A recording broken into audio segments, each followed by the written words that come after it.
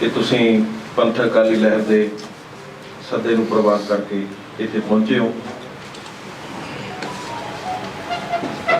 अज की जिहड़ी press conference है ये तुहानूं एड्रैस करनगे श्री अकाल तख्त साहब के साबका जथेदार पंथक अकाली लहर के प्रधान सिंह साहब भाई रणजीत सिंह जी, जो कि किसी जान पहचान के मोहताज नहीं।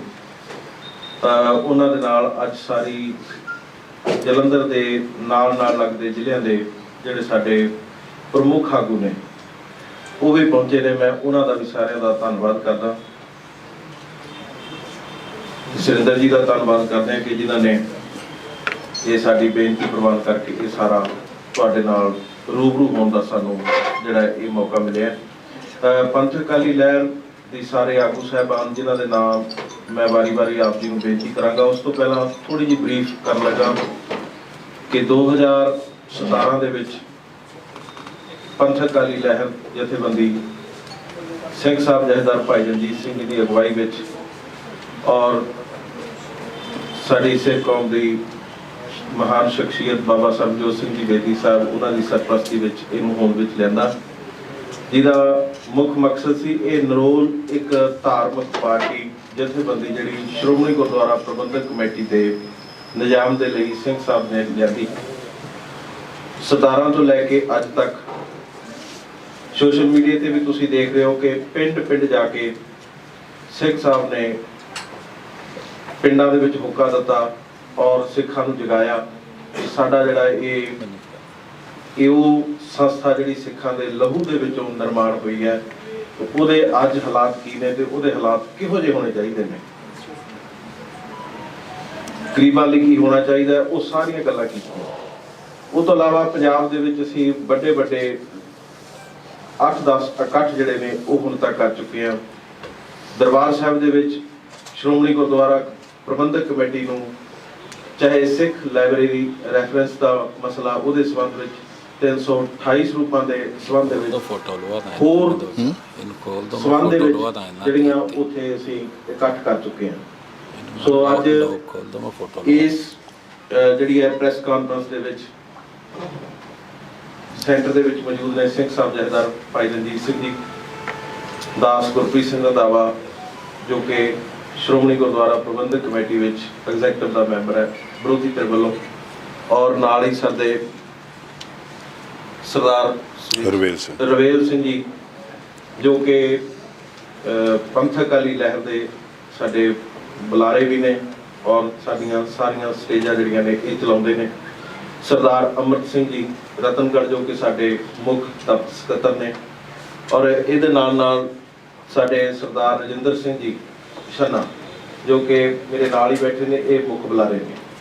ਸਰਦਾਰ ਸਰੂਪ ਸਿੰਘ ਸੰਧਾ ਜ਼ਿਲ੍ਹਾ ਪ੍ਰਧਾਨ ਜਿਹੜਾ ਪਟਿਆਲਾ, ਇਸੇ ਤਰ੍ਹਾਂ ਭਾਈ ਖੁਸ਼ਵੰਤ ਸਿੰਘ ਜ਼ਿਲ੍ਹਾ ਪ੍ਰਧਾਨ ਹੁਸ਼ਿਆਰਪੁਰ ਤੋਂ ਸਰਦਾਰ ਗੁਰਮੀਤ ਸਿੰਘ ਟੋਨੀ ਜ਼ਿਲ੍ਹਾ ਪ੍ਰਧਾਨ ਜਿਹੜੇ ਨੇ ਉਹ ਸਾਡੇ ਮੋਹਾਲੀ ਤੋਂ ਨੇ।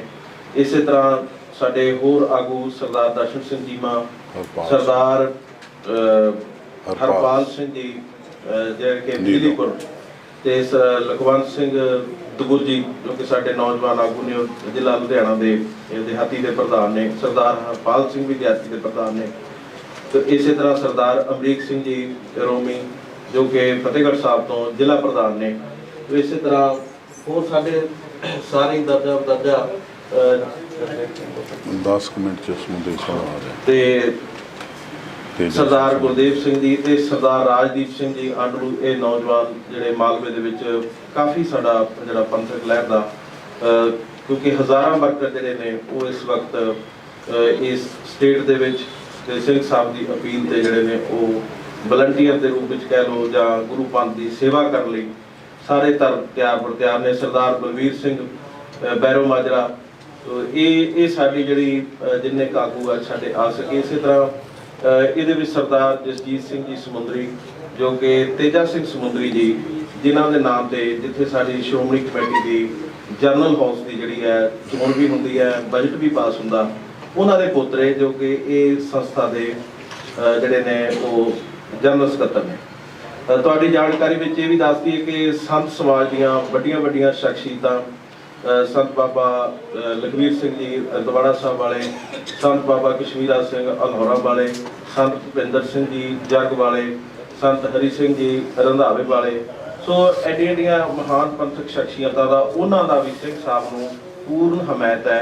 सो ये इन्नी जिहड़ी तुहानूं जानकारी ताकि जिहड़ा जथेबंदी दा जिहड़ा साडा ਇਹਦੇ ਵਿੱਚ ਮੂਲ ਜਿਹੜਾ ਇੱਕੋ ਹੈ ਕਿ ਸ਼੍ਰੋਮਣੀ ਗੁਰਦੁਆਰਾ ਪ੍ਰਬੰਧਕ ਕਮੇਟੀ ਦੀ ਜਿਹੜੀ ਇਲੈਕਸ਼ਨ ਹੈ। ਸੋ ਅੱਜ ਸਿੰਘ ਸਾਹਿਬ ਉਸ ਇਲੈਕਸ਼ਨ ਨੂੰ ਲੈ ਕੇ ਇੱਕ ਵੱਡਾ ਐਲਾਨ ਜਿਹੜਾ ਹੈ ਉਹ ਤੁਹਾਡੇ ਮਾਧਿਅਮ ਰਾਹੀਂ ਤੇ ਪੂਰੇ ਸਿੱਖ ਸਮਾਜ ਨੂੰ, ਖਾਲਸਾ ਪੰਥ ਨੂੰ, ਦੇਸ਼ਾਂ ਵਿਦੇਸ਼ਾਂ ਤੱਕ ਜਿੱਥੇ ਵੀ ਬੈਠੇ ਨੇ ਉਹਨਾਂ ਦੇ ਲਈ ਖਾਸ ਅਪੀਲ ਜਿਹੜੀ ਹੈ ਸਿੰਘ ਸਾਹਿਬ ਜਿਹੜੀ ਆ ਉਹ ਕਰਨ ਜਾ ਰਹੇ ਨੇ। ਤੋ ਸਾਡੇ ਆਗੂ ਜਿਹੜੇ ਨੇ ਸਰਦਾਰ ਭਾਈ ਸਿਮਰਜੋਤ ਸਿੰਘ ਜੀ, ਇਹ ਵੀ ਸਾਡੇ ਫਤਿਹਗੜ੍ਹ ਸਾਹਿਬ ਤੋਂ ਨੌਜਵਾਨ ਆਗੂ ਨੇ। ਸੋ ਇੰਨੀ ਮੈਂ ਜਿਹੜੀ ਜਾਣਕਾਰੀ ਆਪ ਜੀ ਨੂੰ ਹੁਣ ਦੇ ਦਿੱਤੀ ਹੈ ਤੇ ਹੁਣ ਸਿੰਘ ਸਾਹਿਬ ਤੁਹਾਡੇ ਰੂਬਰੂ ਅਗਲੀ ਗੱਲ ਆਪਣੀ ਸ਼ੁਰੂ ਕਰਨ। ਧੰਨਵਾਦ। ਸਮੁੱਚੀ ਜਲੰਧਰ ਦੀ ਪ੍ਰੈਸ,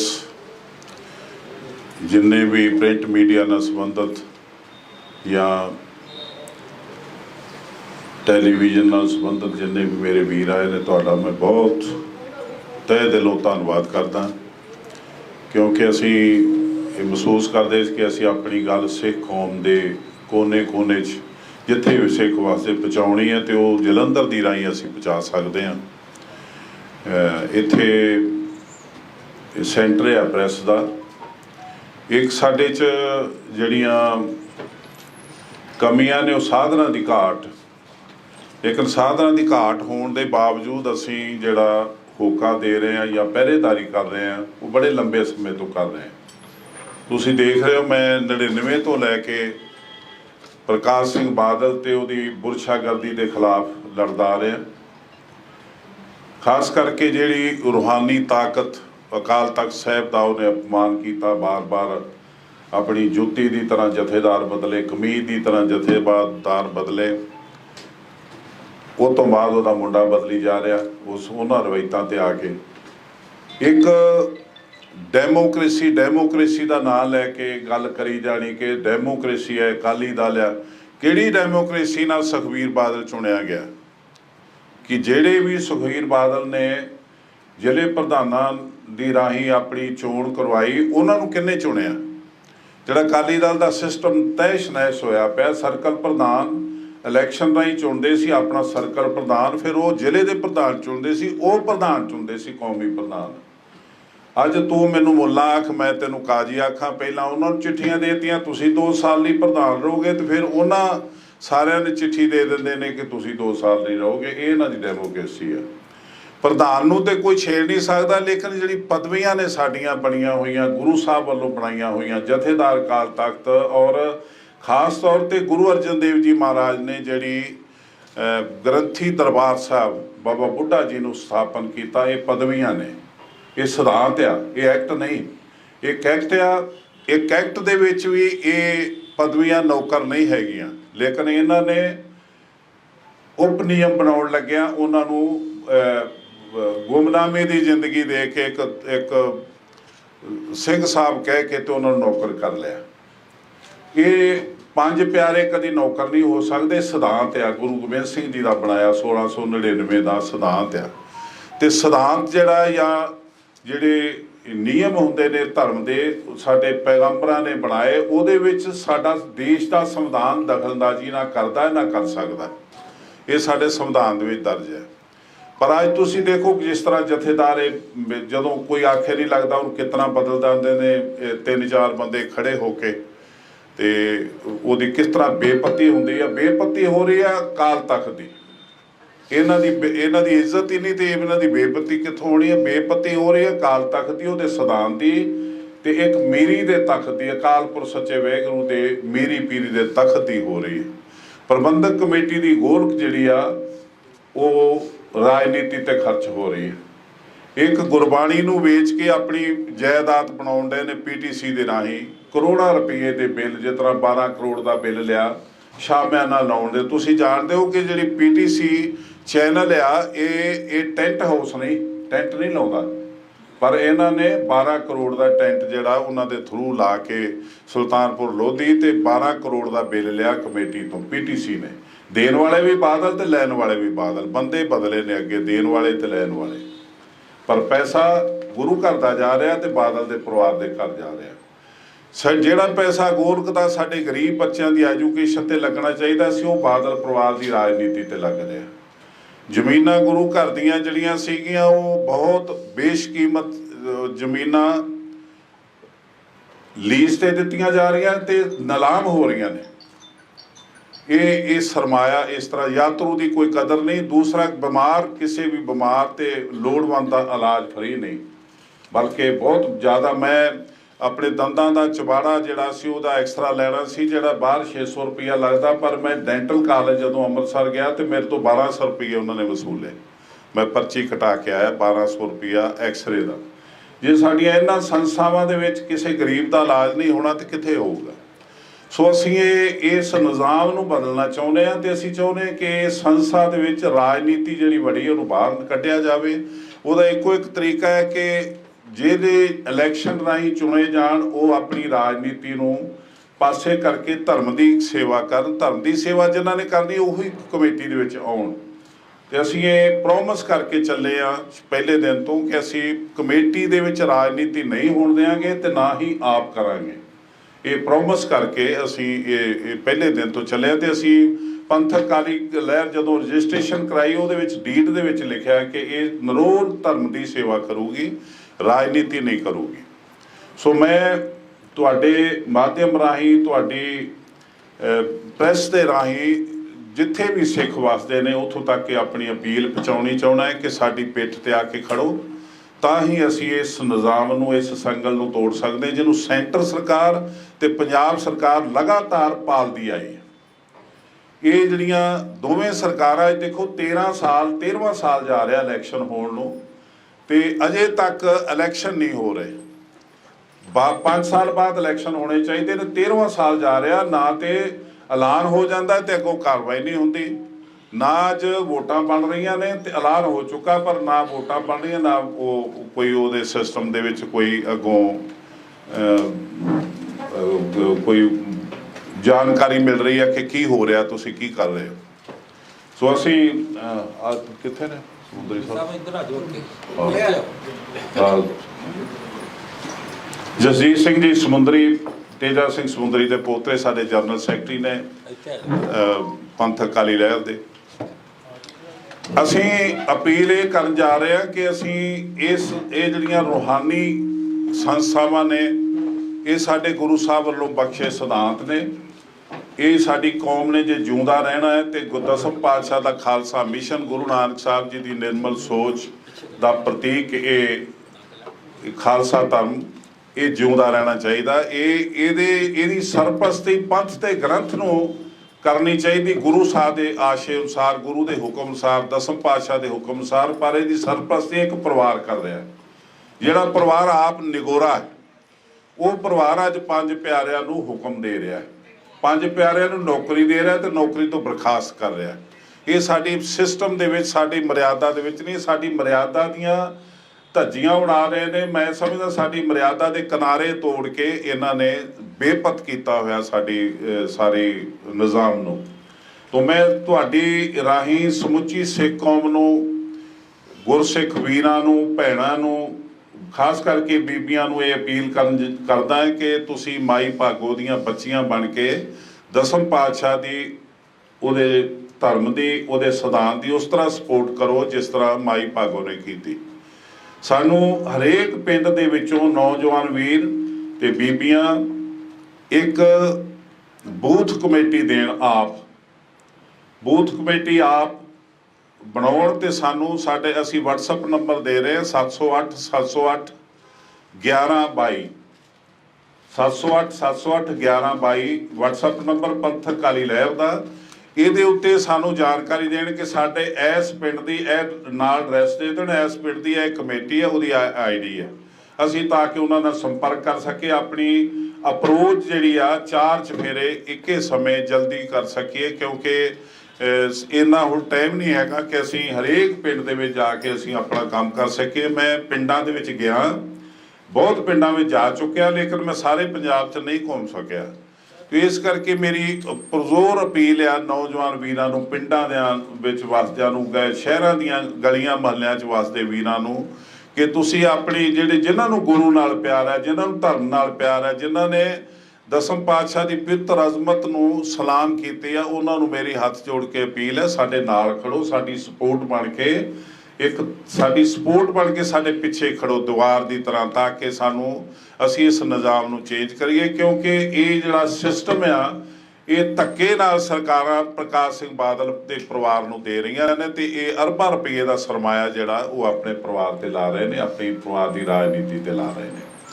ਤਾਂ ਮੈਂ ਆਸ ਕਰਦਾ ਤੁਸੀਂ ਸਾਰੇ ਪ੍ਰਿੰਟ ਮੀਡੀਆ ਰਾਹੀਂ ਸਾਡੀ ਇਸ ਟੀਮ ਨੂੰ ਚੰਗੇ ਢੰਗ ਨਾਲ ਪੇਸ਼ ਕਰੋਗੇ। ਇਹ ਤੁਹਾਡੀ ਬਹੁਤ ਵੱਡੀ ਹੈਲਪ ਹੋਊਗੀ ਸਾਡੇ ਧਰਮ ਲਈ। ਅਸੀਂ ਰਾਜਨੀਤੀ ਨਾ ਕੀਤੀ ਹੈ ਨਾ ਕਰਨੀ। ਤੁਸੀਂ ਚੰਗੀ ਤਰ੍ਹਾਂ ਜਾਣਦੇ ਹੋ ਕਿ ਮੈਂ ਤਕਰੀਬਨ 99 ਤੋਂ ਲੈ ਕੇ ਗਲੀਆਂ ਦੀ ਖਾਕ ਛਾਣੀ ਹੈ। ਗਲੀਆਂ ਦੇ ਵਿੱਚ ਘੁੰਮ ਕੇ ਲੋਕਾਂ ਨੂੰ ਦੱਸਿਆ ਕਿ ਪ੍ਰਕਾਸ਼ ਸਿੰਘ ਬਾਦਲ ਕੀ, ਉਹਦਾ ਪਰਿਵਾਰ ਕੀ ਆ, ਤੇ ਸਾਡਾ ਨੁਕਸਾਨ ਕੀ ਕਰ ਰਿਹਾ। ਤਾਂ ਮੈਂ ਕਦੀ ਕਿਸੇ ਵੀ ਪਾਰਟੀ ਦੇ ਵਿੱਚ ਕੋਈ ਅਹੁਦਾ ਲੈਣ ਦਾ ਲਾਲਚ ਨਹੀਂ ਕੀਤਾ, ਨਾ ਮੈਂ ਕਿਸੇ ਪਾਰਟੀ 'ਚ ਗਿਆ ਤੇ ਨਾ ਜਾਊਂਗਾ। ਮੈਂ ਨਿਰੋਲ ਧਰਮ ਦੀ ਸੇਵਾ ਲਈ ਆਪਣੇ ਆਪ ਨੂੰ ਪੇਸ਼ ਕੀਤਾ। ਜਿੰਨੀ ਦੇਰ ਪ੍ਰਮਾਤਮਾ ਨੇ ਸਵਾਸ ਬਖਸ਼ੇ ਨੇ, ਇਹ ਦਸਮ ਪਾਤਸ਼ਾਹ ਦੇ ਪਵਿੱਤਰ ਧਰਮ ਲਈ, ਉਹਦੀ ਪਵਿੱਤਰ ਅਜ਼ਮਤ ਲਈ, ਉਹਦੇ ਖਾਲਸਾ ਧਰਮ ਨੂੰ ਹਰਾ ਭਰਾ ਰੱਖਣ ਲਈ, ਗੁਰੂ ਨਾਨਕ ਦੇ, ਗੁਰੂ ਗੋਬਿੰਦ ਸਿੰਘ ਜੀ ਦੇ ਅਕਾਲੀ ਬਾਗ ਨੂੰ ਹਰਾ ਭਰਾ ਰੱਖਣ ਲਈ ਇਹ ਸਵਾਸ ਲੱਗਣਗੇ। ਸੋ ਮੈਂ ਆਸ ਕਰਦਾ ਤੁਹਾਡੀ ਪ੍ਰੈਸ ਦੇ ਰਾਹੀਂ ਇਹ ਮੇਰੀ ਗੱਲ ਜਿਹੜੀ ਆ ਹਰੇਕ ਪਿੰਡ, ਹਰੇਕ ਗਲੀ 'ਚ ਜਾਂ ਹਰੇਕ ਦੇਸ਼ ਤੱਕ ਜਾਊਗੀ, ਤੇ ਮੇਰੀ ਸਪੋਰਟ ਜਿਹੜੀ ਆ ਗੁਰਸਿੱਖ ਕਰਨਗੇ, ਜਿਨ੍ਹਾਂ ਦੀ ਬਰਕਤ ਨਾਲ ਅਸੀਂ ਇਹ ਸਰਕਾਰਾਂ ਦੀਆਂ ਚਾਲਾਂ ਤੇ ਇਹ ਪ੍ਰਕਾਸ਼ ਸਿੰਘ ਬਾਦਲ ਦੇ ਪਰਿਵਾਰ ਦਾ ਜਿਹੜਾ ਸੰਗਲ ਪਾਇਆ ਹੋਇਆ ਸਾਡੀਆਂ ਸੰਸਥਾਵਾਂ ਨੂੰ, ਉਹਨੂੰ ਅਸੀਂ ਤੋੜ ਪਾਵਾਂਗੇ। ਤਾਂ ਮੈਂ ਸਮੂਹ ਵੀਰਾਂ ਦਾ, ਪ੍ਰੈਸ ਦਾ, ਸੁਰਿੰਦਰ ਜੀ ਦਾ ਬਹੁਤ ਬਹੁਤ ਧੰਨਵਾਦ ਕਰਦਾ। ਤੁਹਾਨੂੰ ਕਸ਼ਟ ਦਿੱਤਾ ਅਸੀਂ, ਤੇ ਇਹ ਸੇਵਾ ਹੋਊਗੀ, ਕਿਉਂਕਿ ਜਿਹੜਾ ਮੀਡੀਆ ਹੈ ਇਹ ਤੀਸਰਾ ਪਿੱਲਰ ਆ। ਇਹ ਇੱਕ ਪਵਿੱਤਰ ਪੇਸ਼ਾ ਹੈ ਜਿਹੜਾ ਇੱਕ ਰਾਜਨੀਤੀ ਦੇ ਦਰਮਿਆਨ ਤੇ ਇੱਕ ਲੋਕਾਂ ਦੇ ਦਰਮਿਆਨ ਇੱਕ ਜਾਮਨ ਕੜੀ ਹੁੰਦਾ ਹੈ, ਜਿਹੜਾ ਸੱਚ ਨੂੰ ਪੇਸ਼ ਕਰਕੇ ਸੱਚ ਦੱਸਦਾ, ਜਿਹਦੇ ਤੇ ਲੋਕ ਯਕੀਨ ਕਰਕੇ ਕਿਸੇ ਦੇ ਨਾਲ ਖੜਦੇ ਨੇ ਜਾਂ ਉਹਨੂੰ ਛੱਡਦੇ ਨੇ। ਤੋ ਇਸ ਲਈ ਮੈਂ ਤੁਹਾਡਾ ਸਾਰਿਆਂ ਦਾ ਬਹੁਤ ਬਹੁਤ ਧੰਨਵਾਦ ਕਰਦਾ। ਹੁਣ ਉਹ ਦੇ ਦਿਓ ਆਪਣਾ। ਬੂਥ ਕਮੇਟੀ ਦਾ ਪਰਪਸ ਉਹ ਪਿੰਡ ਦੇ ਬੂਥ ਨੂੰ ਸੰਭਾਲਣਾ, ਉੱਥੇ ਉਹਦੀ ਵੋਟ ਬਣਾਉਣੀ ਤੇ ਵੋਟਾਂ ਨੂੰ ਪੂਲ ਕਰਵਾਉਣਾ।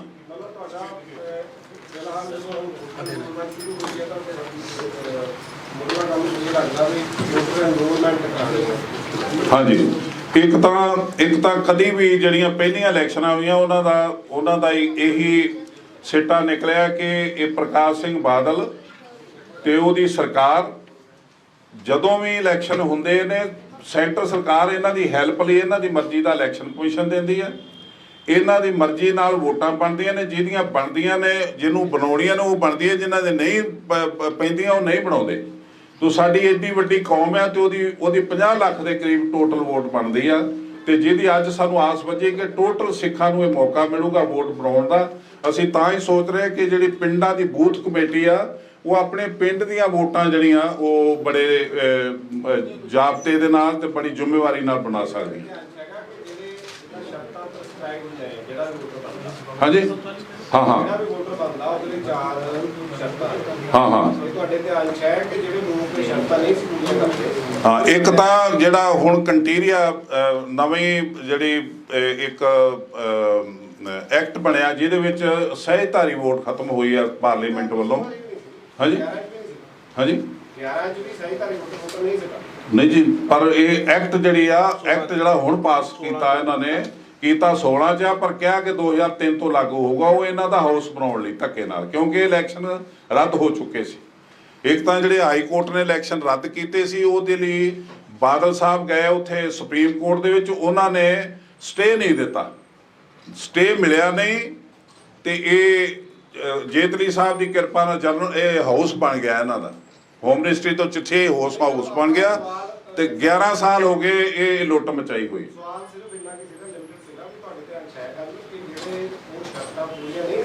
ਬਿਲਕੁਲ ਧਿਆਨ ਚ ਆ। ਇੱਕ ਤਾਂ ਜਿਹੜਾ ਵੋਟ ਪਾਉਣ ਵਾਲਾ ਉਹ ਸਾਬਤ ਸੂਰਤ ਹੋਏ, ਸਾਬਤ ਹੁੰਦੀ ਰਹੀ। ਹੁਣ ਜਿਹੜਾ ਵੋਟਰ ਬਣਨਾ ਉਹ ਸਹਿਜਧਾਰੀ ਫਾਰਮ ਜਿਹੜਾ ਉਹ ਖਤਮ ਹੋ ਚੁੱਕਾ ਹੈ, ਲੇਕਿਨ ਸਾਬਤ ਸੂਰਤ ਸਿੱਖ ਜਿਹੜਾ ਵੋਟ ਪੋਲ ਕਰ ਪਾਊਗਾ। ਬੀਬੀਆਂ ਦੀ ਵੋਟ ਮੈਕਸੀਮਮ ਜਿਹੜੀ ਬਣੂਗੀ। ਤੇ ਇਹ ਵੀ ਅਸੀਂ ਅਪੀਲ ਕਰਦੇ ਹਾਂ ਕਿ ਹਰੇਕ ਸਿੱਖ ਜਿਹੜਾ ਆਪਣੀ ਵੋਟ ਬਣਵਾਵੇ, ਕਿਉਂਕਿ ਇਹ ਬਹੁਤ ਵੱਡੀ ਤਾਕਤ ਹੈ। ਇਹ ਵੋਟ ਦੀ ਤਾਕਤ ਨਾਲ ਹੀ ਅਸੀਂ ਇਸ ਗੰਦ ਨੂੰ ਸਾਫ਼ ਕਰ ਪਾਵਾਂਗੇ। ਹਾਂ ਇਹ ਅਸੀਂ ਇਸੇ ਕਰਕੇ ਬੂਥ ਕਮੇਟੀ ਬਣਾ ਰਹੇ ਹਾਂ ਕਿ ਉਹ ਪਿੰਡ ਦੇ ਵਿੱਚ ਧਿਆਨ ਰੱਖਣੇ, ਕੋਈ ਨਕਲੀ ਵੋਟ ਨਾ ਬਣੇ, ਕੋਈ ਗਲਤ ਵੋਟ ਨਾ ਬਣੇ, ਤੇ ਜਿਹੜੀ ਬਣੇ। ਹਾਂਜੀ, ਪ੍ਰਵਾਸੀ ਸਿੱਖ ਧਰਮ ਨੂੰ ਅਪਣਾ ਚੁੱਕੇ ਨੇ, ਜਨਮ ਲਈ ਕਹ ਲੋ, ਪ੍ਰਵਾਸੀ ਕਹ ਲੋ, ਕਿ ਉਹਨਾਂ ਬਾਰੇ ਵੀ ਇਹ ਪ੍ਰੋਸੀਜਰ ਲਾਗੂ ਹੋਊਗਾ? ਨਹੀਂ, ਇਹ ਵੋਟ ਸਿਰਫ ਨਾ ਜੀ ਚੰਡੀਗੜ੍ਹ, ਹਿਮਾਚਲ ਤੇ ਪੰਜਾਬ ਦੇ ਲੋਕ ਪਾ ਪਾਉਣਗੇ। ਹਿਮਾਚਲ ਦੀ ਵੀ ਹਰਿਆਣੇ ਦੀ ਵੀ ਕਮੇਟੀ ਵੱਖਰੀ ਬਣ ਚੁੱਕੀ ਹੈ। ਜਿਹੜੇ ਸਿੱਖ ਵਿਦੇਸ਼ਾਂ 'ਚ ਬੈਠੇ ਨਹੀਂ, ਉਹ ਨਹੀਂ ਵੋਟ ਪਾ ਪਾਉਣਗੇ। ਹਾਂ, ਇੱਥੋਂ ਜਿਹੜੇ NRI ਨਹੀਂ, ਜਿਨ੍ਹਾਂ ਕੋਲ ਜਿਹੜੇ ਪਾਸਪੋਰਟ ਹੋਲਡਰ ਇੰਡੀਆ ਦੇ ਨੇ, ਉਹ ਇੱਥੇ ਆਪਣੀ ਵੋਟ ਪੋਲ ਕਰ ਸਕਦੇ ਨੇ, ਬਣਵਾ ਸਕਦੇ ਨੇ। ਪੰਜਾਬ 'ਚ ਕਿੰਨੇ ਵੋਟਰ ਹੈ ਸਿੱਖ ਜਦੋਂ 2013 'ਚ ਸੀ ਪਹਿਲਾਂ ਇਲੈਕਸ਼ਨ ਜਿਹੜੇ ਤਕਰੀਬਨ 50 ਤੋਂ 55 ਲੱਖ ਵੋਟ ਬਣਦੀ ਆ। 45% ਪੋਲਿੰਗ ਹੁੰਦੀ ਹੈ, 23.5 ਲੱਖ ਪੋਲਿੰਗ ਹੁੰਦੀ ਹੈ, ਜਾਂ ਪਿਛਲੀ ਵਾਰੀ 1.5 ਲੱਖ ਵਧੀ ਸੀ। ਬਾਕੀ ਲੋਕ ਹਿੱਸਾ ਹੀ ਨਹੀਂ ਲੈਂਦੇ ਜਾਂ ਉਹਨਾਂ ਨੂੰ ਮੌਕਾ ਹੀ ਨਹੀਂ ਦਿੱਤਾ ਜਾਂਦਾ। ਇੱਕ ਅੱਧੀਆਂ ਕੁ ਵੋਟਾਂ ਬਣਾਈਆਂ ਹੀ ਨਹੀਂ ਜਾਂਦੀਆਂ। ਮੈਂ ਇੱਕ ਪਿੰਡ ਸ਼ੇਰੇਵਾਲਾ ਗਿਆ, ਚੱਕ ਸ਼ੇਰੇਵਾਲਾ, ਜਿੱਥੋਂ ਦਾ ਇੱਕ ਪ੍ਰਧਾਨ ਰਿਹਾ, ਤੇ ਉਹ ਕਹਿੰਦੇ ਕਿ ਸਾਡੇ ਪਿੰਡ ਦੀਆਂ ਟੋਟਲ 23 ਵੋਟਾਂ ਨੇ, ਬਣਾਉਂਦੇ ਹੀ ਨਹੀਂ। ਬਣ ਜਾਂਦੀਆਂ ਨੇ, ਲੇਕਿਨ SDM ਦੇ ਰੂਪ 'ਚ ਜਾ ਕੇ ਅਕਾਲੀ ਸਰਪੰਚ ਓਕੇ ਕਰਦਾ, ਜਿਹੜੀਆਂ ਉਹੀ ਵੋਟਾਂ ਜਿਹੜੀਆਂ ਬਣਦੀਆਂ ਉਹਨਾਂ ਨੂੰ ਸਰਪੰਚ ਕਟਵਾ ਦਿੰਦਾ ਕਿ ਸਾਡੇ ਪੁੱਲ ਨਹੀਂ ਆਉਣੀਆਂ, ਇਹਨਾਂ ਨੂੰ ਕੱਟ ਦਿਓ। ਹਾਂਜੀ। ਜਥੇਦਾਰ ਸਾਹਿਬ, ਸਰਕਾਰੀ ਐਕਟ ਰਾਹੀਂ ਜਿਹੜਾ ਅਕਾਲ ਤਖਤ ਦੇ ਜਥੇਦਾਰ ਜਿਹੜੇ ਆ ਉਹਨੂੰ ਦਿੱਤੇ ਜਾਂਦੇ ਆ, ਕਿ ਇਹ ਸਹੀ ਹੈ? ਕਿਉਂਕਿ ਉਹਦੇ ਵਿੱਚ ਤਾਂ ਹੈੱਡ ਗ੍ਰੰਥੀ ਦੀ ਹੀ ਪ੍ਰੋਵੀਜ਼ਨ। ਕਿਹੜੇ ਐਕਟ ਰਾਹੀਂ ਜੀ? ਜਿਹੜਾ ਅਕਾਲ ਤਖਤ ਦਾ ਇਹਦਾ ਮੈਂ ਤੁਹਾਨੂੰ ਦੱਸਿਆ, ਜਿਹੜਾ ਐਕਟ ਆ ਸਾਡਾ ਪ੍ਰਬੰਧਕ ਕਮੇਟੀ, ਉਹਦੇ ਵਿੱਚ ਇਹ ਜਥੇਦਾਰ ਨੂੰ ਸ਼੍ਰੋਮਣੀ ਮੰਨ ਕੇ ਤੇ ਐਕਟ ਦੇ ਕੇ ਗਏ ਨੇ।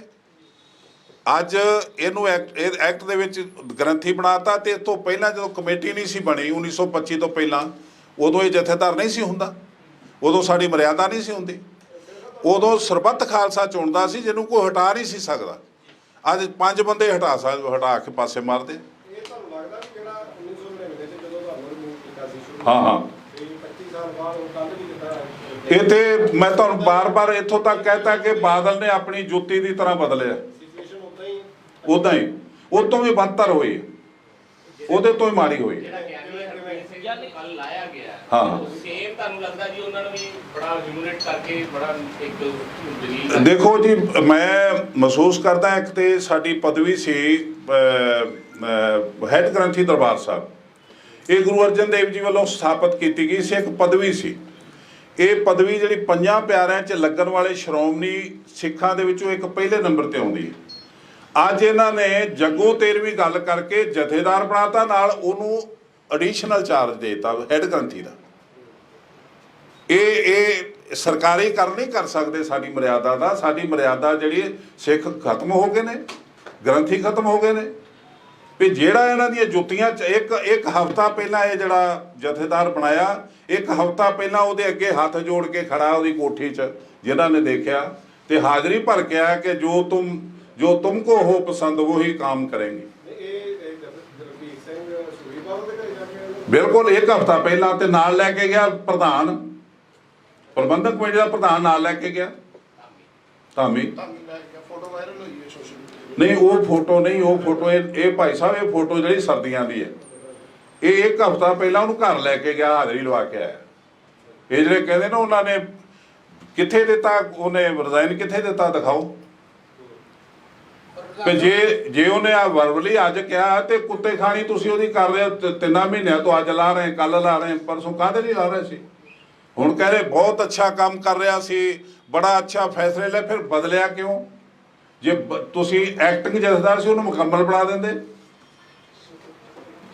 ਜਥੇਦਾਰ ਬਦਲਣ ਦਾ ਮਤਲਬ ਇਹ ਤਾਂ ਨਹੀਂ ਕਿ ਪੋਲੀਟੀਕਲੀ ਪਾਰਟੀਆਂ ਦੇ ਆਪਣੇ ਨੁਮਾਇੰਦੇ ਵਿੱਚ ਨਾ ਹਾਂਜੀ ਜਿੱਦਾਂ ਜਥੇਦਾਰ ਬਦਲੇ ਜਾ ਰਹੇ ਆ, ਹਾਂ ਹਾਂ ਇਸ ਦਾ ਦੂਸਰਾ ਮੰਤਵ ਇਹ ਤਾਂ ਨਹੀਂ ਕਿ ਇਹਦਾ ਇੱਕੋ ਇੱਕ ਮਤਲਬ ਹੈ ਜੀ ਪਾਰਟੀਆਂ ਕਿ ਦੇ- ਜਥੇਦਾਰ ਜਿਹੜਾ ਨਾ ਉਹ ਬਾਦਲ ਸਾਹਿਬ ਦੇ ਹੁਕਮ ਦੀ ਇੰਤਜ਼ਾਰ ਚ ਕਰਦਾ ਬੈਠਾ ਰਵੇ। ਜੇ ਰਾਮ ਰਹੀਮ ਨੂੰ ਥ੍ਰੈਟ ਦੇਣੀ ਹੈ ਕੋਈ ਵੋਟਾਂ ਲੈਣ ਲਈ ਤੇ ਇਥੋਂ ਹੁਕਮਨਾਮਾ ਕਰਾ ਦਿਓ, ਤੇ ਜੇ ਉਹਨੇ ਓਕੇ ਕਰਤਾ ਤੇ ਉਹਦੀ ਮਾਫ ਕਰ ਦਿਓ। ਮੇਰਾ ਸਵਾਲ ਇਹ ਸੀਗਾ ਕਿ ਜਿਸ ਤਰ੍ਹਾਂ ਕਾਂਗਰਸ ਪਾਰਟੀ ਦੂਸਰੀਆਂ ਪਾਰਟੀਆਂ ਉਹਨਾਂ ਦੇ ਨੁਮਾਇੰਦੇ ਨਾਲ ਵਿੱਚ ਨਹੀਂ ਉਹ ਨਹੀਂ ਆ ਸਕਦੇ ਜੋ ਉਹ ਕਿਸ ਤਰ੍ਹਾਂ ਆ ਸਕਦੇ ਜੀ।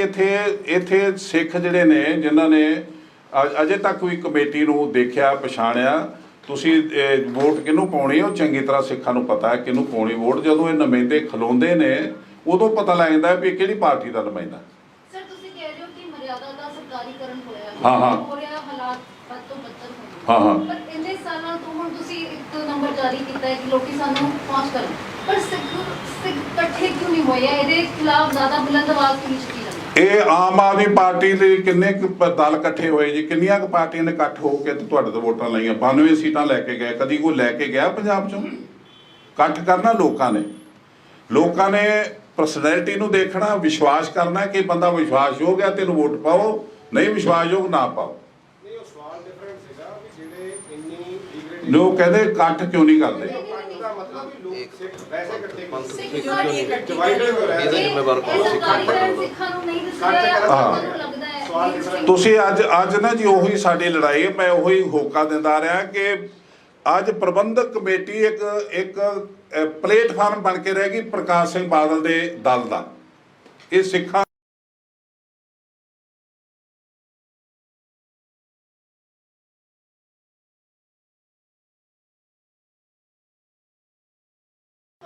ਤੁਸੀਂ ਕਹਿ ਰਹੇ ਹੋ ਕਿ ਐਸਜੀਪੀਸੀ ਨੂੰ ਬਾਦਲ ਦੇ ਇੱਕ ਮਿੰਟ ਉਹਨਾਂ ਨੂੰ ਗੱਲ ਕਰਨੀ। ਤੁਹਾਨੂੰ ਕਿਤੇ ਗੱਲ ਫੀਲ ਹੁੰਦੀ ਹੈ ਕਿ ਇੱਕ ਪਲੇਟਫਾਰਮ ਤੇ ਜਿਹੜੀ ਬਾਕੀ ਸਿੱਖ ਜਥੇਬੰਦੀਆਂ ਨੇ ਉਹਨਾਂ ਦਾ ਇਕੱਠੇ ਆਣਾ ਹੋ ਨਹੀਂ ਰਿਹਾ, ਇਕੱਠੇ ਜਥੇਬੰਦੀਆਂ ਦੀ ਗੱਲ ਆ ਗਈ ਨਾ ਜੀ। ਨਹੀਂ ਦੇਖੋ ਸੁਣੋ, ਇਹ ਰਾਜਨੀਤੀ ਆ। ਇੱਕ ਸੈਕਿੰਡ, ਤੁਸੀਂ ਸਰਪੰਚ ਦੀ ਵੀ ਗੱਲ ਕੀਤੀ ਹੈ ਨਾ, ਉਹ ਤਾਂ ਆਮ ਆਦਮੀ ਹੈ ਨਾ। ਮੈਂ ਇਹ ਕਹਿ ਰਹੀ ਕਿ ਆਮ ਲੋਕ ਜਿਹੜੇ ਸਿੱਖ ਨੇ ਜਿਹੜੇ ਦੇ ਬਾਰੇ ਸੋਚਦੇ ਨੇ ਹਾਂ। ਉਹ ਕਿਉਂ ਨਹੀਂ ਤੁਹਾਡੇ ਨਾਲ ਆ ਰਹੇ? ਇਹ ਇੱਕ ਵੱਡੀ ਮੁਹਿੰਮ ਨਹੀਂ ਤੁਹਾਨੂੰ ਕਿੱਦਾਂ ਪਤਾ ਸਾਡੇ ਨਾਲ ਨਹੀਂ ਆ ਰਹੇ? ਇਲੈਕਸ਼ਨ ਤੇ ਕਰਾਓ। ਨਹੀਂ ਮੈਂ ਉਹ ਕਹਿ ਰਿਹਾ, ਇੱਕ ਮਿੰਟ ਰੁਕੋ ਜੀ ਜਰਾ। 16 ਸਾਲ ਹੋ ਗਏ ਨੇ ਇਲੈਕਸ਼ਨ ਨਹੀਂ ਹੋ ਰਹੀ। ਜਦੋਂ ਇਲੈਕਸ਼ਨ 'ਚ ਅਸੀਂ ਹਿੱਸਾ ਲਿਆ, ਮਾਨ ਸਾਹਿਬ ਇੱਕ ਲੌਂਗੋਵਾਲ ਦਲ ਸੀ, ਅਸੀਂ ਇਕੱਠੇ ਕਰਕੇ ਇਲੈਕਸ਼ਨ ਲੜੀ ਤੇ ਸਾਡੀ ਵੋਟ ਨਹੀਂ ਬਣ ਦਿੱਤੀ। ਵੋਟ ਜੈ ਸਿੰਘ ਸੇਖੋਂ ਸੀ, ਰਿਸ਼ਤੇਦਾਰ ਬਾਦਲ ਦਾ, ਉਹ ਸਿਲੈਕਸ਼ਨ ਕਮਿਸ਼ਨ ਸੀ। ਸਾਡੀਆਂ ਵੋਟਾਂ ਥੱਦੇ ਦੇ ਥੱਦੇ ਰੱਖੇ ਰਹਿ ਗਏ ਤੇ ਉਹਨੇ ਰੱਦ ਕਰ ਦਿੱਤੀਆਂ, ਉਹਨਾਂ ਦੀਆਂ ਬਣਾਤੀਆਂ। ਫਿਰ ਵੀ 55 ਲੱਖ ਵੋਟ ਬਣੀ, ਉਹਦੇ ਵਿੱਚੋਂ 45% ਪੋਲਿੰਗ ਹੋਈ, 23.5 ਲੱਖ ਵੋਟ ਪੋਲ ਹੋਈ, ਉਹ ਚੋਂ 43% ਸਾਨੂੰ ਵੋਟ ਪਈ। ਸਾਡੀਆਂ ਵੋਟਾਂ ਹੈ ਨਹੀਂ ਸੀ, ਸਾਡੀ ਏਕਤਾ ਹੈ ਨਹੀਂ ਸੀ, ਸਾਡੇ ਕੋਲ ਪੈਸਾ ਹੈ ਨਹੀਂ ਸੀ, ਉਦੋਂ ਆ ਸੋਸ਼ਲ ਮੀਡੀਆ ਹੈ ਨਹੀਂ ਸੀ, ਉਦੋਂ ਬਾਦਲ ਦੀ ਤੂਤੀ ਬੋਲਦੀ ਸੀ। ਉਦੋਂ ਵੀ ਸਾਨੂੰ 43% ਵੋਟ ਮਿਲੀ ਤੇ 30 ਸੀਟਾਂ ਮਿਲੀਆਂ। ਇਹ ਘੱਟ ਲਾਭ ਆ ਜਿਹੜਾ ਅਸੀਂ ਖੱਟਿਆ ਉਦੋਂ। ਜਥੇਦਾਰ ਸਾਹਿਬ ਇੱਕ ਜਿਹੜਾ ਸਿੰਪਲ ਜਿਹਾ ਸਵਾਲ ਦੱਸੋ, ਜਿਵੇਂ ਬੀਬੀ ਜਗੀਰ ਕੌਰ ਜੀ ਉਹ ਆਪਣਾ ਅਭਿਆਨ ਚਲਾ ਰਹੇ ਆ, ਹੋਰ ਵੀ ਚੱਲ ਰਿਹਾ ਕਿ ਇਹਨਾਂ ਨੂੰ ਬਾਦਲਾਂ ਤੋਂ ਮੁਕਤ ਕਰਾਇਆ ਜਾਵੇ ਜੀ, ਕੀ ਇੱਕ ਸਟੇਜ ਆਏਗੀ ਕਿ ਸਾਰੇ ਇਕੱਠੇ ਇਹ ਹੋ ਸਕਦਾ, ਆ ਸਕਦੀ ਹੈ। ਦੇਖੋ ਇਹ ਸਟੇਜ ਆਉਣੀ ਆ ਲੋਕਾਂ ਦਾ ਰਵੱਈਆ ਦੇਖ ਕੇ। ਜਦੋਂ ਮੈਂ ਜਾਊਂਗਾ ਪਿੰਡ 'ਚ, ਮੈਨੂੰ ਕਿਸੇ ਨੇ ਮੂੰਹ ਨਾ ਲਾਇਆ ਤੇ ਮੈਂ ਆਪੇ ਕਹੂੰਗਾ ਮੈਂ ਇਹਦੇ ਨਾਲ ਮਿਲ ਕੇ ਚੱਲਾਂ। ਹਾਲੇ ਤੱਕ ਇਹਦੇ ਬਾਰੇ ਕੋਈ ਗੱਲ ਸ਼ੁਰੂ ਹੋਈ ਹੈ? ਨਹੀਂ ਇਹ ਸ਼ੁਰੂ ਨਹੀਂ ਹੋਇਆ ਅਜੇ ਤੇ ਮੈਡਮ ਤੁਸੀਂ ਦੇਖ ਰਹੇ ਹੋ ਕਿ ਐਲਾਨ 3 ਸਾਲ ਪਹਿਲਾਂ ਦਾ ਇਲੈਕਸ਼ਨ ਕਮਿਸ਼ਨ ਬਣਿਆ ਹੋਇਆ, ਹੁਣ ਉਹਦੀ ਮਿਆਦ ਖਤਮ ਹੋਣ ਵਾਲੀ ਹੈ। ਪਹਿਲਾਂ ਤੇ ਕਾਂਗਰਸ ਸਰਕਾਰ ਨੇ ਉਹਨੂੰ 1 ਸਾਲ ਦਫ਼ਤਰ ਹੀ ਨਹੀਂ ਦਿੱਤਾ, ਫਿਰ 1 ਸਾਲ ਲਾਤਾ ਦਫ਼ਤਰ ਬਣਾਉਣ ਤੇ। ਹੁਣ ਦਫ਼ਤਰ ਬਣ ਗਿਆ ਤੇ ਉਹਨੂੰ ਸਟਾਫ ਨਹੀਂ ਮਿਲ ਰਿਹਾ, ਵੋਟਾਂ ਕਿੱਦਾਂ ਬਣਨਗੇ? ਸਰ ਕਿੰਨੇ ਧੜੇ ਆ ਜਿਹੜੇ ਪੰਜਾਬ 'ਚ ਸੰਤ ਸਮਾਜ ਸਿੱਖ ਸਮਾਜ ਵਾਸਤੇ ਕੰਮ ਕਰ ਰਹੇ ਆ? ਇਹ ਤੇ ਧੜੇ ਤੇ ਜਿੰਨੀ ਕੌਮ ਹੈ ਸਾਰੇ ਧੜੇ ਹੀ ਆ ਜੀ। ਸਾਰੇ ਇੱਕ ਗੁੱਟ 'ਚ ਆਉਣਗੇ? ਮੈਂ ਤੁਹਾਨੂੰ ਦੱਸਿਆ ਕਿ ਇਹ ਸਿੱਖਾਂ ਨੇ ਆਪ ਇਕੱਠਿਆਂ ਕਰਨਾ ਲੋਕਾਂ ਨੂੰ। ਜਦੋਂ ਮੈਂ ਪਿੰਡ ਜਾਊਂਗਾ, ਮੈਨੂੰ ਮੂੰਹ ਨਾ ਲਾਇਆ ਕਿਸੇ ਨੇ, ਮੈਂ ਤੁਹਾਨੂੰ ਸਾਰਿਆਂ ਨੂੰ ਆਵਾਜ਼ ਬੁਲਾਇਆ, ਤੁਸੀਂ ਆ ਗਏ। ਜੇ ਇੱਥੇ ਕੋਈ ਨਾ ਬੈਠਾ ਹੁੰਦਾ ਤੇ ਮੈਂ ਕੱਲ੍ਹ ਨੂੰ ਪ੍ਰੈਸ ਦੇ ਕੇ ਕਿੱਥੇ ਆਉਂਦਾ, ਕਿਸ ਤਰ੍ਹਾਂ ਜਾਣਾ। ਮੈਨੂੰ ਜਦੋਂ ਪਿੰਡ ਜਾ ਕੇ ਅਨਾਉਂਸਮੈਂਟ ਕਰਦਾ ਜੀ ਮੈਂ ਰਣਜੀਤ ਸਿੰਘ ਹਾਂ ਤੇ ਮੈਂ ਤੁਹਾਡੇ ਨਾਲ ਗੱਲ ਕਰਨੀ ਚਾਹੁੰਦਾ, ਤੇ 100-150 ਬੰਦਾ ਆ ਜਾਂਦਾ। ਤੇ ਜਦੋਂ ਤੁਸੀਂ ਅਰੇਂਜ ਕਰੋ ਕਿ ਇੰਨੇ ਦਿਨਾਂ ਬਾਅਦ ਆਵਾਂਗੇ ਤੇ ਤਾਂ ਵੀ ਨਾ ਬੰਦਾ ਆਵੇ, ਤੇ ਫਿਰ ਮੈਸੇਜ ਮਿਲ ਜਾਂਦਾ ਹੈ ਕਿ ਵੀ ਤੁਹਾਡੇ ਨਾਲ ਅਸੀਂ ਨਹੀਂ ਹੈਗੇ। ਜਥੇਦਾਰ ਸਾਹਿਬ, ਤੁਸੀਂ ਜਥੇਦਾਰ ਰਹੇ ਵੀ ਹੋ ਅਕਾਲ ਤਖਤ ਸਾਹਿਬ ਦੇ ਹਾਂਜੀ। ਤੇ ਕੀ ਤੁਹਾਨੂੰ ਲੱਗਦਾ ਕਿ ਕਿਹੜੇ ਕੰਮ ਜਿਹੜੇ ਆ ਉਹ ਬਹੁਤ ਜ਼ਰੂਰੀ ਹੋਣੇ ਚਾਹੀਦੇ ਸਿੱਖ ਸਮਾਜ ਦੇ ਲਈ ਤੇ ਸਿੱਖ ਦੇ ਪ੍ਰਚਾਰ ਵਾਸਤੇ? ਹਾਂਜੀ, ਇੱਕ ਤਾਂ ਜੀ ਪ੍ਰਚਾਰ ਦਾ ਅਸਲੀ ਸਾਧਨ ਜਿਹੜਾ ਹੈ, ਦੇਖੋ ਅੱਜ ਮੈਂ ਮਾਫ ਕਰਨਾ, ਸਾਈ ਸਕੂਲ ਨੇ ਉਹਨਾਂ ਦਾ ਰਿਜ਼ਲਟ ਬਹੁਤ ਚੰਗਾ, ਬੜੀ ਘੱਟ ਗਿਣਤੀ ਦੇ ਵਿੱਚ ਨੇ, ਤੇ ਉਹਨਾਂ ਦੇ ਸਕੂਲਾਂ ਦੀ ਐਜੂਕੇਸ਼ਨ ਬੜੇ ਚੰਗਾ ਮਿਆਰੀ ਐਜੂਕੇਸ਼ਨ ਹੈ। ਉਹਨਾਂ ਦੀਆਂ ਫੀਸਾਂ ਵੀ ਬਹੁਤ ਨੇ, 6-7 ਹਜ਼ਾਰ। ਲੇਕਿਨ ਉਹਦੇ ਬਾਵਜੂਦ ਉਹ ਜਿਹੜੇ ਗਰੀਬ ਲੋਕ ਜਾਂਦੇ ਨੇ ਜਾਂ ਉਹਨਾਂ ਨੂੰ ਉਹਨਾਂ ਦੇ ਪ੍ਰਚਾਰਕ ਜਾਂਦੇ ਤਾਂ ਉਹਨੂੰ ਕਹਿੰਦੇ ਤੁਹਾਡੇ ਦੋਵੇਂ ਬੱਚੇ 12ਵੀਂ ਤੱਕ ਪੜ੍ਹਾਵਾਂਗੇ, ਤੁਸੀਂ ਈਸਾਈ ਬਣਾ ਲਓ, ਤੇ ਉਹ ਬਣਦੇ ਜਾ ਰਹੇ ਨੇ। ਇੱਧਰ ਆਰੀਆ ਸਮਾਜੀਆਂ ਦੇ ਸਕੂਲ ਨੇ, DAV ਸਕੂਲ ਨੇ, ਕਾਲਜ ਨੇ, ਉਹਨਾਂ ਦੇ ਵਿੱਚ ਮਿਆਰੀ ਵਿੱਦਿਆ, ਫੀਸਾਂ ਪੂਰੀਆਂ ਲੈਂਦੇ ਨੇ, ਗਿਣਤੀ ਵੀ ਪੂਰੀ ਆ। ਪਰ ਸਾਡੇ 37 ਸਕੂਲ ਨੇ ਪ੍ਰਬੰਧਕ ਕਮੇਟੀ ਦੇ ਬੰਦ ਪਏ ਨੇ, ਜਾਂ ਬੱਚੇ ਹੈ ਨਹੀਂਗੇ ਜਾਂ ਘਾਟੇ 'ਚ ਨੇ। 11 ਕਾਲਜ ਨੇ, ਇੱਕ ਕਾਲਜ ਚੱਲਦਾ ਫਤਿਹਗੜ੍ਹ ਵਾਲਾ, ਬਾਕੀ ਬੰਦ ਪਏ ਨੇ। 30-30 ਲੱਖ ਰੁਪਇਆ ਇੱਕ ਪ੍ਰੋਫੈਸਰ ਦੇ ਜਮ੍ਹਾਂ ਹੋਏ ਪਏ ਨੇ। 300 ਕਰੋੜ ਰੁਪਇਆ ਕਮੇਟੀ ਦੇਣਦਾਰ ਆ ਉਹਨਾਂ ਦੀ। 150 ਕਰੋੜ ਰੁਪਇਆ ਦਿੱਲੀ ਦੀ ਕਮੇਟੀ ਦੇਣਦਾਰ ਆ। ਔਰ ਦਿੱਲੀ ਦਾ ਹਾਈ ਕੋਰਟ ਕਹਿ ਚੁੱਕਾ ਹੈ ਕਿ ਤੁਸੀਂ ਜੇ ਇਹਨਾਂ ਨੂੰ ਪੈਸੇ ਨਾ ਦਿੱਤੇ ਇਹਨਾਂ ਦੇ ਬਣਦੇ ਸਟਾਫ ਦੇ, ਤੇ ਅਸੀਂ ਇਹ ਸਕੂਲ ਦਿੱਲੀ ਕਮੇਟੀ ਨੂੰ ਦੇਵਾਂਗੇ। ਇਹ ਥ੍ਰੈਟ ਦੇ ਚੁੱਕਾ ਹਾਈ ਕੋਰਟ। ਉਹਦੇ ਬਾਵਜੂਦ ਵੀ ਇਹ ਹਾਲਾਤ ਹੈ ਸਾਡੇ। ਅਸੀਂ ਜਿਹੜੇ ਗਰੀਬ ਬੱਚੇ ਉਹਨਾਂ ਨੂੰ ਪਹਿਲ ਦੇ ਆਧਾਰ ਤੇ ਐਜੂਕੇਸ਼ਨ ਦੇਵਾਂਗੇ। ਜਿਹੜੇ ਲੋੜਵੰਦ ਹੋਣਹਾਰ ਨੇ ਉਹਨਾਂ ਨੂੰ ਫ੍ਰੀ ਐਜੂਕੇਸ਼ਨ ਦੇਵਾਂਗੇ, ਜਿਹੜੀ ਗਾਂ ਸਾਡੀ ਜ਼ਿੰਦਗੀ, ਸਾਡੀ ਕੌਮ ਦੀ ਆਬਰੂ ਬਣ ਸਕੇ। ਦੂਸਰਾ, ਜਿਹੜੀਆਂ ਜ਼ਮੀਨਾਂ ਨੇ ਉਹਨਾਂ ਨੂੰ ਖਾਲੀ ਕਰਾਵਾਂਗੇ, ਜਿਹੜੀਆਂ ਲੀਜ਼ ਤੇ 6-6 ਹਜ਼ਾਰ ਨੂੰ ਦਿੱਤੀਆਂ ਹੋਈਆਂ ਠੇਕੇ ਤੇ, ਜਿਹੜੀਆਂ ਨਿਲਾਮ ਹੋ ਰਹੀਆਂ ਉਹਨਾਂ ਨੂੰ ਰੋਕਾਂਗੇ। ਇੱਕ ਹਸਪੀਟਲ ਜਿਹੜਾ ਉਹਦੇ ਵਿੱਚ ਗਰੀਬ ਆਦਮੀ ਦਾ ਇਲਾਜ ਦਾ ਪੈਸਾ ਨਹੀਂ ਲੱਗੂਗਾ। ਇਹ ਪ੍ਰਬੰਧਕ ਕਮੇਟੀ ਦਾ ਕੰਮ ਆ। ਇਹੀ ਸਾਡੇ ਗੁਰੂ ਨਾਨਕ ਸਾਹਿਬ ਦਾ ਮਿਸ਼ਨ ਹੈ। ਅਸੀਂ ਇਹ ਕੰਮ ਸਭ ਤੋਂ ਪਹਿਲ ਦੇ ਆਧਾਰ ਤੇ ਕਰਾਂਗੇ, ਜਿਹੜਾ ਨਹੀਂ ਹੋਇਆ ਅਜੇ ਤੱਕ। ਅੱਜ ਤੁਸੀਂ ਦੇਖੋ 15 ਅਰਬ ਰੁਪਏ ਦਾ ਬਜਟ ਤੇ ਆਪ ਕਹਿੰਦੀ ਕਮੇਟੀ, ਪਰ ਲੱਗਦਾ ਕਿੱਥੇ ਆ? ਦੱਸੇ ਸਾਨੂੰ ਸਰਕਾਰ ਕਿੱਥੇ ਖਰਚਾ ਹੋ ਰਿਹਾ। ਇੱਕ ਤੁਸੀਂ ਦੇਖਦੇ ਹੋ ਅਪ੍ਰੈਲ ਦੇ ਵਿੱਚ ਕਣਕ ਆਉਂਦੀ ਆ, ਡੋਨੇਸ਼ਨ, ਤੁਹਾਡੀ ਫਸਲ ਖੜੀ ਆ, ਤੁਸੀਂ ਅਰਦਾਸ ਕਰਦੇ ਹੋ ਪ੍ਰਮਾਤਮਾ ਸਾਡੀ ਫਸਲ ਚੰਗੀ ਆ ਜਾਵੇ, ਕੋਈ ਕੁਦਰਤੀ ਆਫਤ ਨਾ ਆਵੇ, ਅਸੀਂ 1 ਕੁਇੰਟਲ ਕਣਕ ਡੋਨੇਸ਼ਨ ਦੇਵਾਂਗੇ। ਉਹ ਡੋਨੇਸ਼ਨ ਦੀ ਜਿਹੜੀ ਔਸਤ ਆ ਪ੍ਰਬੰਧਕ ਕਮੇਟੀ ਅੰਮ੍ਰਿਤਸਰ ਦੇ ਵਿੱਚ ਉਹ 8000 ਕੁਇੰਟਲ ਆ ਸਾਲ ਬਾਅਦ। 8000 ਕੁਇੰਟਲ ਸਾਡੇ ਆਪਣੇ ਜਿਹੜੇ 20000 ਏਕੜ ਫਾਰਮ ਹਾਊਸ ਨੇ ਉਹਨਾਂ ਦੇ ਵਿੱਚ ਜਿਹੜੇ ਆਪਣੇ ਕੋਲ ਆਪ ਆਉਂਦੇ ਉਹਨਾਂ 'ਚ ਆਉਂਦੀ ਹੈ। ਤੁਸੀਂ ਦੇਖੋ ਏਡੇ ਵੱਡੇ ਪੈਮਾਨੇ ਤੇ ਕਣਕ ਆਉਂਦੀ ਆ ਤਾਂ ਇੱਕੇ ਦਿਨ ਮਿਲ ਨੂੰ ਚੁਕਾ ਦਿੰਦੇ, ਤੇ ਬਾਅਦ 'ਚ ਕਮਿਸ਼ਨ ਤੈਅ ਕਰਕੇ ਤੇ ਆਟਾ ਲੈ ਕੇ ਰੋਟੀ ਬਣਾਉਂਦੇ ਆ। ਦੁੱਧ ਸਾਡੇ ਜ਼ਿਮੀਂਦਾਰ ਭਰਾ ਜਿਹੜੇ ਗਰੀਬ ਨੇ ਉਹ ਮੱਝਾਂ ਪਾਲ ਕੇ ਦੁੱਧ ਪਾਉਂਦੇ ਆ ਡੇਅਰੀ 'ਚ। ਡੇਅਰੀ ਹੈਗੀ ਸਰਕਾਰੀ, ਵੇਰਕਾ ਡੇਅਰੀ। ਸਰਕਾਰੀ ਡੇਅਰੀ ਬਾਰਗੇਨਿੰਗ ਨਹੀਂ ਕਰ ਸਕਦੀ। ਉਹ ਜਦੋਂ ਦੁੱਧ ਪਾਉਂਦੇ ਨੇ, ਮੱਥਾ ਟੇਕਦੇ ਨੇ, ਅੰਮ੍ਰਿਤਸਰ ਜਾ ਕੇ ਦੁੱਧ ਪਾਉਂਦੇ ਮਿਹਨਤ ਕਰਕੇ ਡੇਅਰੀ 'ਚ, ਤੇ ਉਹ ਡੇਅਰੀ ਦਾ ਦੁੱਧ ਅਸੀਂ ਲਈਏ ਨਾ, ਕਮੇਟੀ ਨਾ ਲਵੇ, ਤੇ ਕੌਣ ਲਊਗਾ? ਉਹ ਤੁਸੀਂ ਇਹਦਾ ਜਿਹੜਾ ਘਿਓ ਆ ਉਹ ਲੈ ਰਹੇ ਹੋ ਤੁਸੀਂ ਪੂਨੇ ਤੋਂ ਅੱਗੇ ਜਾ ਕੇ, ਜਿਹੜਾ ਪਾਲਮੋਲੀਨ ਦਾ ਨਕਲੀ ਘਿਓ ਆ ਉਹ ਲੈਂਦੇ ਹੋ ਤੁਸੀਂ। UP ਤੋਂ ਮੰਗਾਉਂਦੇ ਹੋ, ਰਾਜਸਥਾਨ ਤੋਂ। ਰਾਜਸਥਾਨ ਦੇ ਵਿੱਚ ਭੇਡ ਬੱਕਰੀਆਂ ਤੇ ਦੁੱਧ ਤੋਂ ਬਿਨਾਂ ਚਾਹ ਨਹੀਂ ਮਿਲਦੀ। ਰੋਡ ਤੇ ਚੱਲ ਜਾਓ ਤਾਂ ਉੱਥੋਂ ਡੇਅਰੀਆਂ ਤੋਂ ਇਹ ਕਹਿੰਦੇ ਸਾਡਾ ਘਿਓ ਆ ਰਿਹਾ। ਫਿਰ 1 ਟਰੱਕ ਘਿਓ ਦਾ ਆ ਰਿਹਾ, 2 ਦੇ ਬਿੱਲ ਜਾ ਰਹੇ। ਤੇ ਇਹਨਾਂ ਨੇ ਜਿਹੜੀ ਲੁੱਟ ਪਾਈ ਹੋਈ ਆ, ਮੈਂ ਤੁਹਾਨੂੰ ਇੱਕ ਮੈਂ ਦੱਸੂਗਾ ਚੋਲਾ ਸਾਹਿਬ ਦੀ।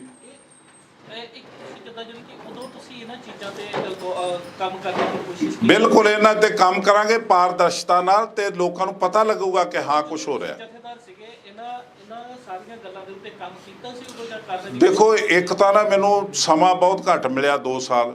ਇੱਕ ਇਹਨਾਂ ਮੈਨੂੰ ਕੰਮ ਨਹੀਂ ਕਰਨ ਦਿੱਤਾ। ਦੂਸਰਾ ਜਿਹੜਾ ਜਥੇਦਾਰ ਅਕਾਲ ਤਖਤ ਆ ਉਹਦਾ ਇਹ ਪ੍ਰਬੰਧਕ ਕਮੇਟੀ ਨੂੰ ਸੰਭਾਲਣਾ ਉਹਦਾ ਕੰਮ ਨਹੀਂ ਹੁੰਦਾ।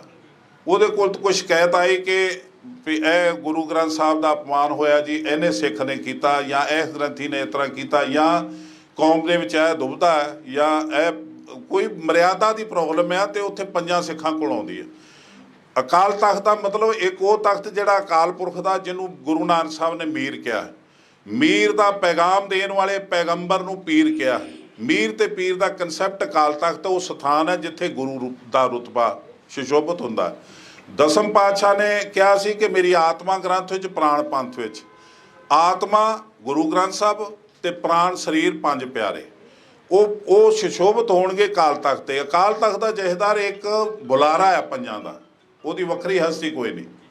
ਤੋਂ ਪੰਜ ਪਿਆਰਿਆਂ ਦੀ ਜਿਹੜੀ ਸੰਪਰਦਾਇ ਜਾਂ ਸੰਸਥਾ ਇਹ ਦਸਮ ਪਾਤਸ਼ਾਹ ਨੇ ਬਣਾ ਕੇ, ਉਸ ਸਮੇਂ ਦੇ ਸਮਕਾਲੀ ਕਵੀ ਨੇ ਇਹ ਕਿਹਾ, ਗੁਰੂ ਖਾਲਸਾ ਨਾਮ ਧਰਾਇਆ ਤੁਮ ਗੁਰੂ ਸਾਹਿਬ ਨੇ ਕਿਹਾ, ਤੁਮ ਮੇਰੇ ਮੈਂ ਤੁਮਰਾ ਹੁਆ, ਤੁਮਰਾ ਹਮਰਾ ਗੁਰੂ ਨਾ ਦੂਆ।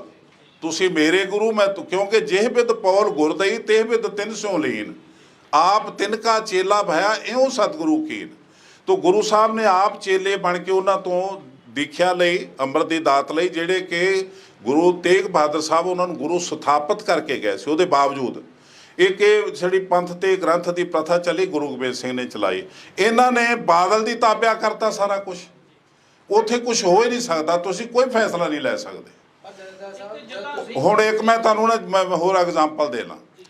ਬਾਦਲ ਨੂੰ ਲੱਗਾ ਕਿ ਲੋਕ ਮੈਨੂੰ ਫਟਕਾਰ ਰਹੇ ਨੇ, ਮੇਰੇ ਤੋਂ ਮਤਲਬ ਦੁਖੀ ਨੇ, ਤੇ ਮੈਂ ਕਿਸ ਤਰ੍ਹਾਂ ਇਹ ਚੋਂ ਨਿਕਲਾਂ। ਉਹਨੇ ਰਾਹ ਲੱਭਾ ਕਿ ਜੇ ਮੈਂ ਅਕਾਲ ਤਖਤ ਤੇ ਜਾਊਂਗਾ ਤੇ ਗਲਤੀ ਦੱਸੂਗਾ ਕੀ ਗਲਤੀ ਕੀਤੀ। ਉਹਨੇ ਇੱਕ ਨਾ ਚਿੱਠੀ ਲਿਖ ਕੇ ਵੀ ਇਹ ਮੈਂ ਦੇਖੋ ਜੀ ਸਰਕਾਰ ਚਲਾਉਂਦਿਆਂ ਸੇਵਾ ਕਰਦਿਆਂ ਇਹ ਹੋ ਜਾਂਦਾ, ਕਿਤੇ ਗਲਤੀ ਹੋ ਜਾਂਦੀ ਹੈ, ਪਹਿਲੀ ਗੱਲ ਤੇ ਹੋਈ ਨਹੀਂ, ਜੇ ਹੋਈ ਆ ਤੇ ਉਹ ਮਾਫ ਕਰ ਦਿੱਤੀ ਜਾਵੇ। ਉਹ ਚਿੱਠੀ ਦੇ ਕੇ ਗ੍ਰੰਥੀ ਨੂੰ ਕਿਹਾ ਅਰਦਾਸ ਕਰਦੇ ਖੜਾ ਹੋ ਕੇ, ਇਹਨੂੰ ਪੜ੍ਹ ਦੇ। ਉਹਨੇ ਪੜ੍ਹ ਦਿੱਤੀ ਤੇ ਮਰਿਆਦਾ ਪੂਰੀ ਹੋ ਗਈ। ਇਹ ਸਾਡੀ ਮਰਿਆਦਾ ਨਹੀਂ। ਫਿਰ ਆਪੇ ਜੋੜੇ ਸਾਫ਼ ਕਰਨ ਚਲੇ ਗਏ ਪਿਓ ਪੁੱਤਰ। ਪਿਓ ਤੁਹਾਨੂੰ ਕਿੰਨੇ ਮਰਿਆਦਾ ਸਜ਼ਾ ਲਾਈ ਜੋੜੇ ਸਾਫ਼ ਕਰਦੇ? ਤੁਸੀਂ ਤੇ ਅਰਦਾਸ ਕਰਕੇ ਗ੍ਰੰਥੀ ਤੋਂ ਕਰਾ ਕੇ ਘਰ ਨੂੰ ਆ ਗਏ।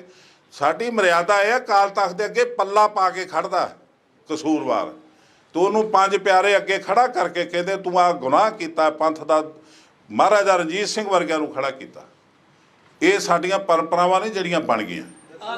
ਦਸਮ ਗ੍ਰੰਥ ਬਾਰੇ ਤੁਹਾਡੇ ਕੀ ਵਿਚਾਰ ਨੇ? ਕਿਉਂਕਿ ਜਦੋਂ ਤੁਸੀਂ ਸਿੱਧੇ ਉਸ ਵੇਲੇ ਵੀ ਤੁਸੀਂ ਮੈਂ ਨਾ, ਤੁਸੀਂ ਮੈਨੂੰ ਕੋਈ ਵੀ ਦਿਨ ਦੇ ਦਿਓ, ਮੈਂ ਹਾਜ਼ਰ ਹੋ ਜਾਊਂਗਾ। ਅੱਜ ਮੇਰਾ ਜਿਹੜਾ ਇਹ ਵਿਸ਼ਾ ਨਾ, ਇਹਨੂੰ ਪਿੱਛੇ ਨਾ ਪਾ ਦਿਓ। ਇੱਕ ਸਵਾਲ ਦਾ ਜਵਾਬ ਦੇਣਾ ਜਿਹੜਾ ਸਿੱਧਾ ਜਿਹਾ, ਹਾਂ। ਜਿਹੜਾ ਗਿਆਨੀ ਹਰਜੀਤ ਸਿੰਘ ਜੀ ਨੂੰ ਬਿਠਾਇਆ ਗਿਆ, ਤੁਸੀਂ ਕੀ ਸਮਝਦੇ ਹੋ ਮੁੱਖ ਕਾਰਨ? ਉਹ ਜੀ ਉਹਨਾਂ ਦੀ ਗੱਲ ਨਹੀਂ ਮੰਨੀ ਉਹਨੇ।